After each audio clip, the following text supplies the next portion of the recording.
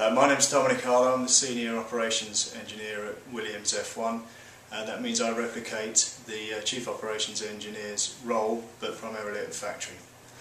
Well, this year is a new way of working at the factory. We've introduced a much larger race support function. Kicked that off for the race in Melbourne, and so far we're making quite good progress here. I think Malaysia will be a challenging event for sure. It's a double header with Australia, so from the race team perspective there's an awful lot of work to do to get from Australia up to Malaysia, turn the cars around and be ready to practice there on Friday. Back here, obviously we've accumulated a vast amount of data from the Melbourne weekend, and we'll be analysing that until the cars start practice in Malaysia and trying to implement any improvements and fixes off the back of that Australia race.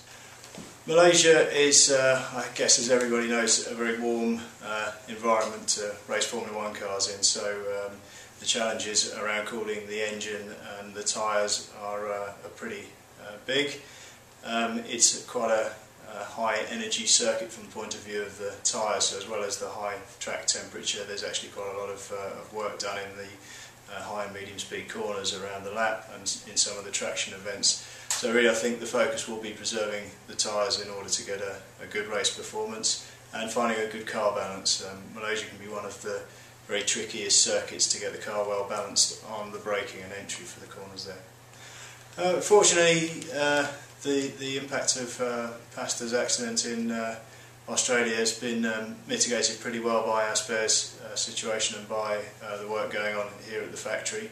I don't think that there's anything that we are without as a result of that. Naturally spares are tight at the best of times and at the start of the season even more so, but we've been able to recover so far so good for Malaysia.